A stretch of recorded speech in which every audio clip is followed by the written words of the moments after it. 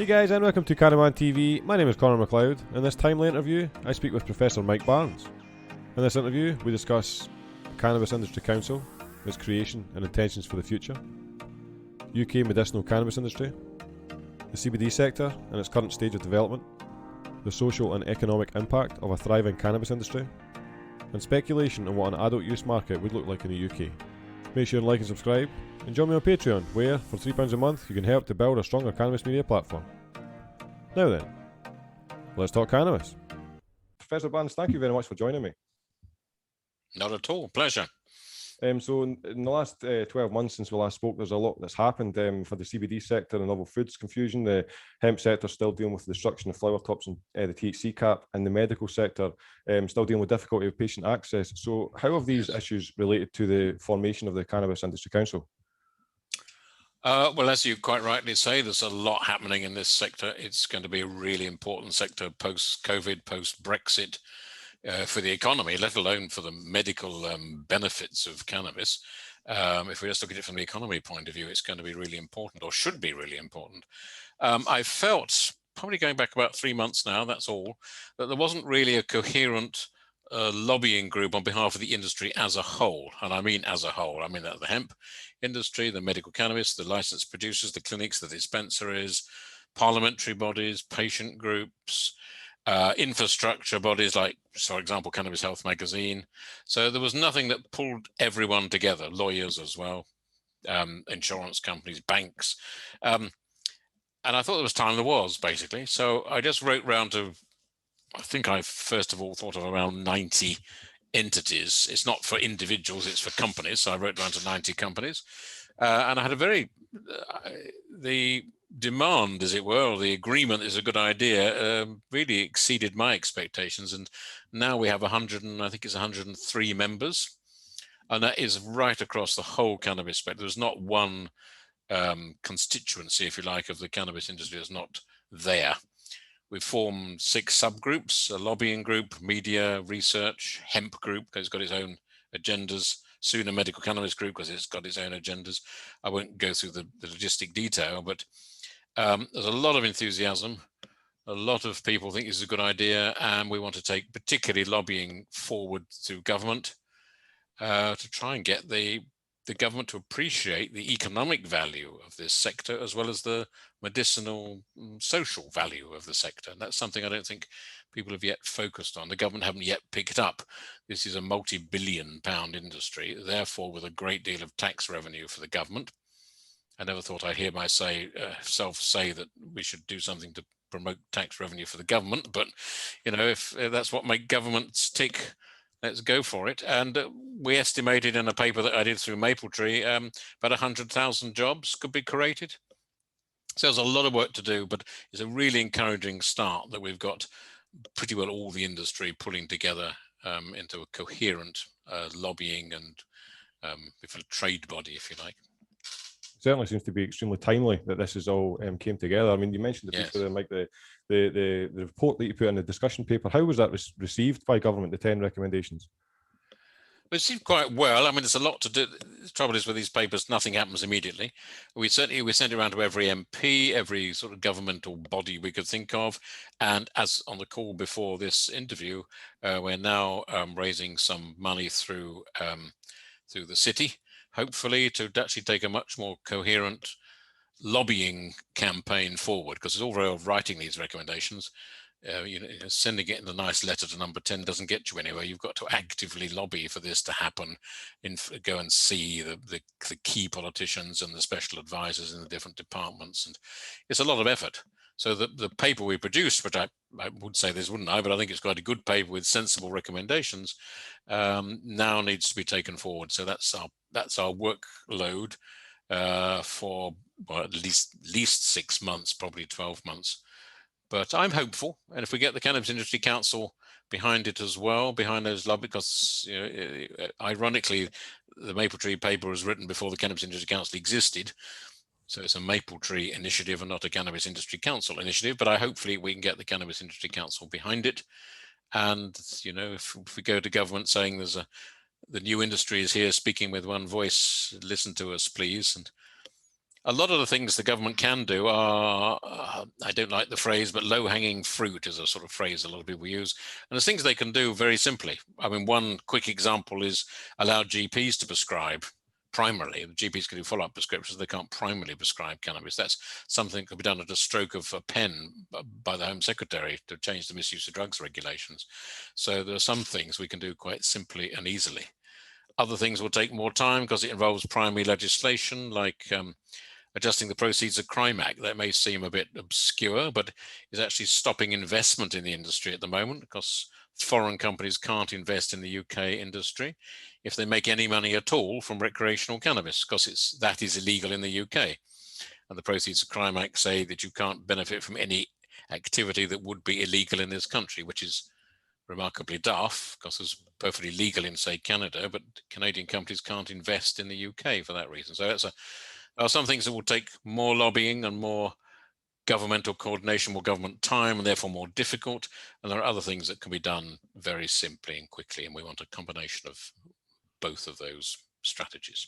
Yeah, you can understand the level of frustration when you see people that read over the stats that say the UK is one of the largest global providers of medical cannabis and etc. and stuff like that. And then obviously it's some crazy regulations, as you say. I mean, it's GW Pharma. I mean, good luck to them, but they're I think still, or they certainly were, the largest producer of medicinal cannabis in the world, and every single bud goes abroad.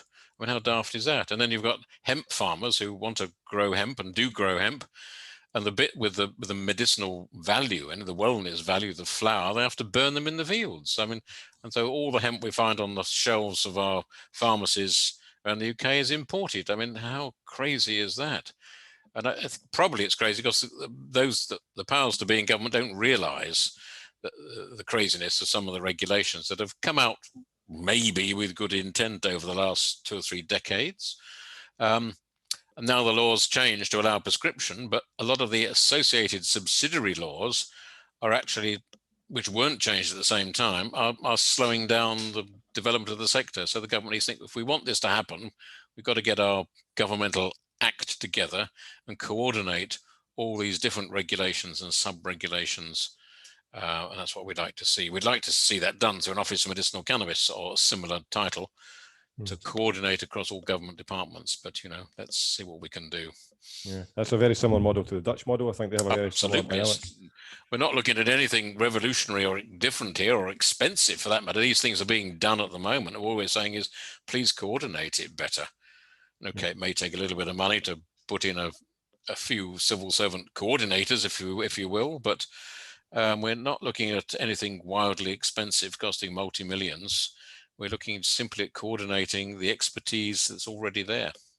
It does seem that the UK has this hidden potential, really, when it comes to the cannabis industry, because even though we have these regulation barriers, it seems to be once these get altered to an extent, we'll have this really efficient industry that will be ready for people to benefit from.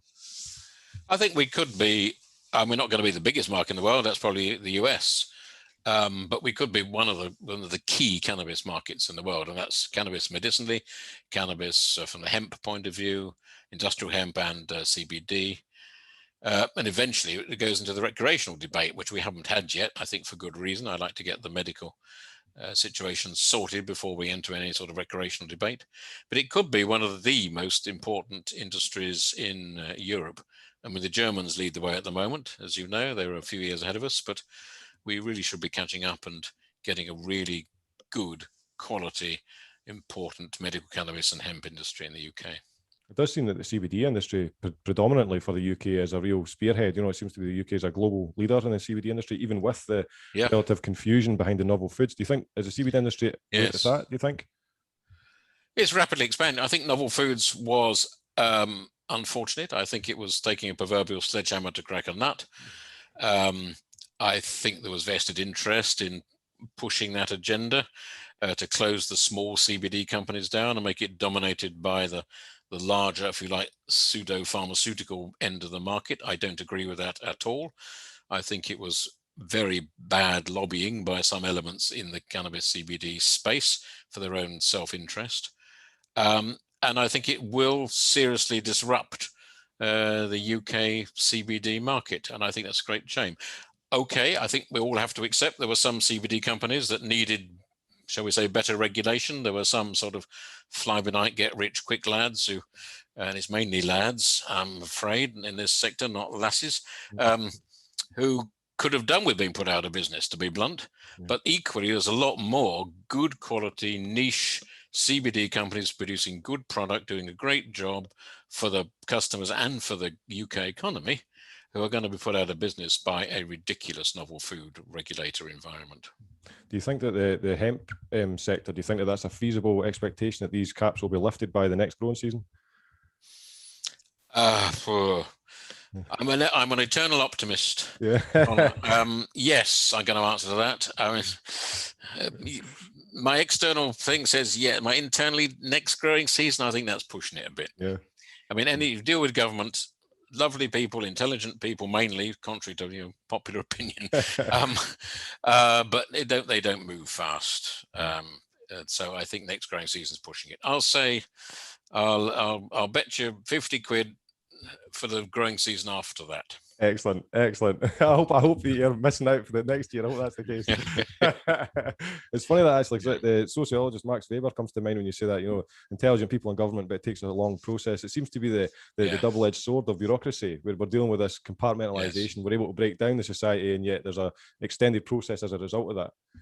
I think that's right. And it's something new and different takes a lot of governmental coordination. I think to make this happen, for example, you've got all the understandable vested interests from the Home Office here and the Department of Health there and the MHRA there, Department of Justice, the Department of Transport is all involved.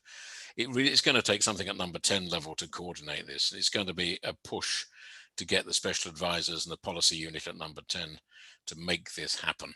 For the UK economy, for Great Britain PLC, whatever they call it, and I think the cannabis industry has done a great job of pushing the medical importance of making this happen, and the hemp industry likewise from their perspective.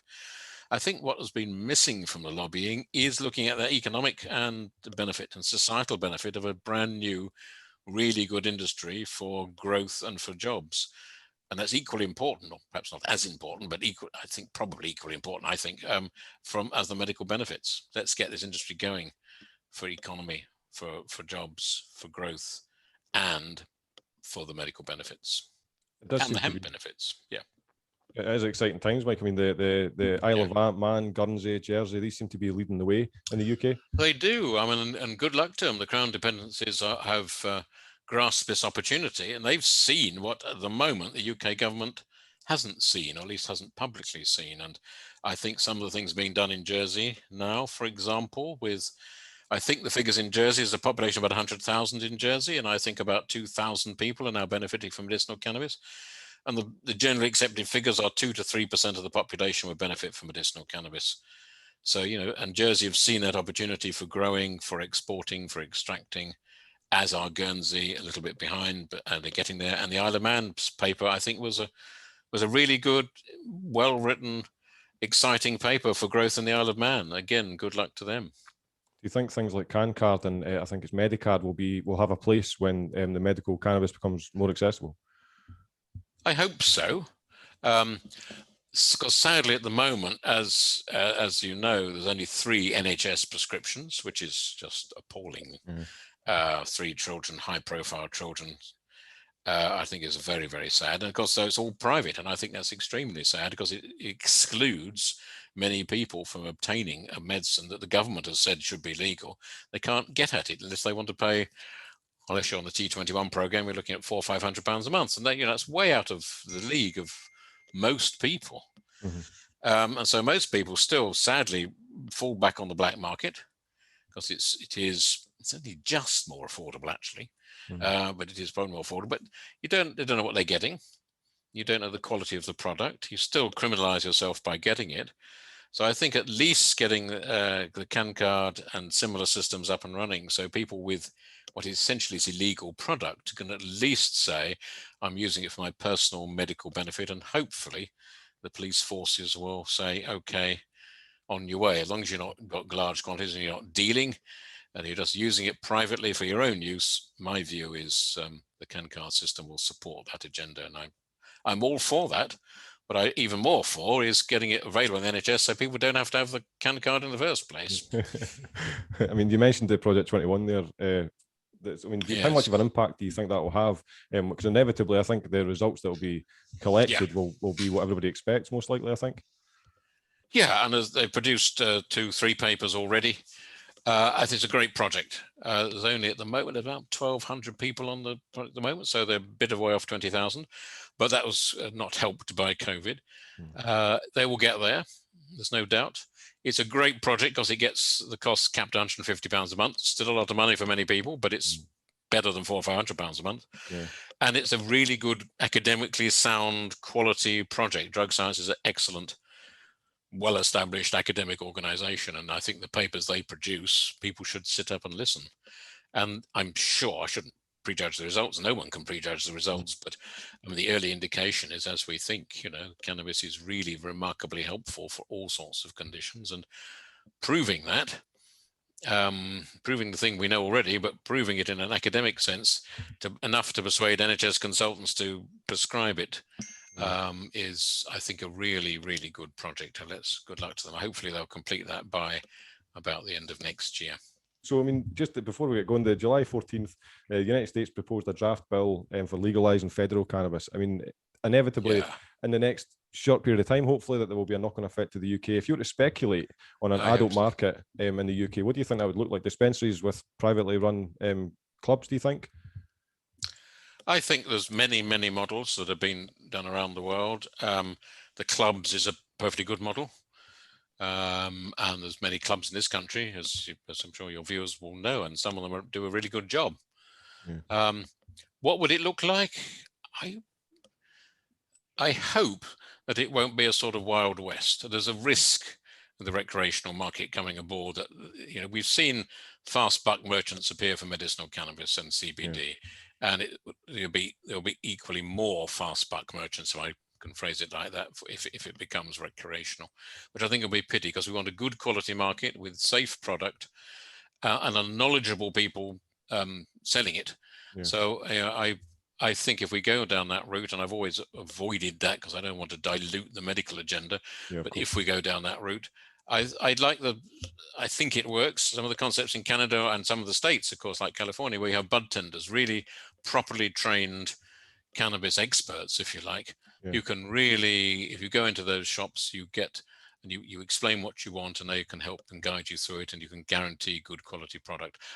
What I don't want to see is a sort of free-for-all.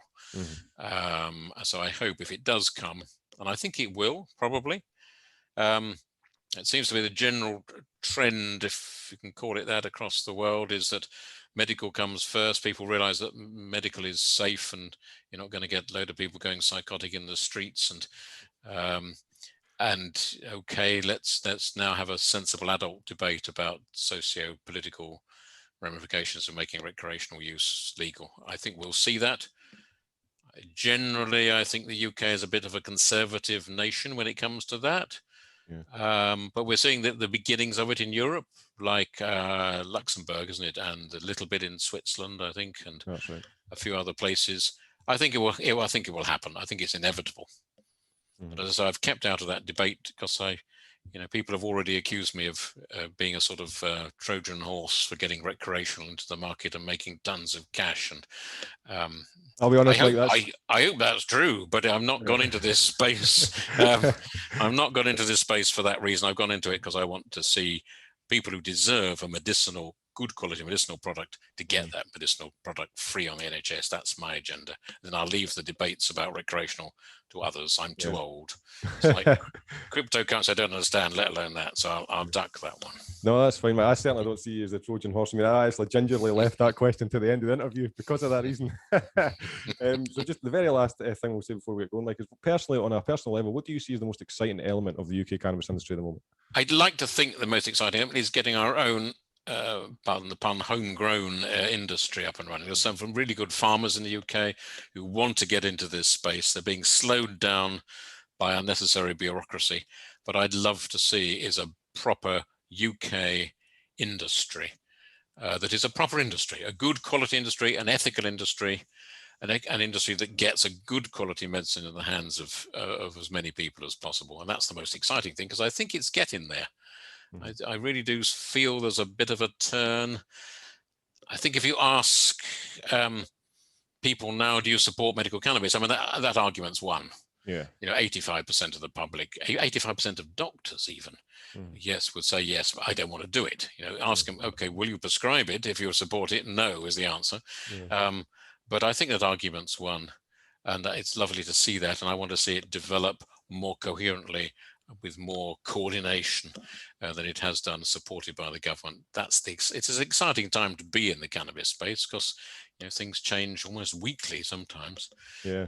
So it's been an exciting few years. It's certainly been an exciting past 12 months. Even when I think about the last time we spoke and what's happened since then, I mean, it's just significant to say the least. But yeah, let's say, Professor Barnes, thank you very much for your time. Anything you'd like to add before we get going?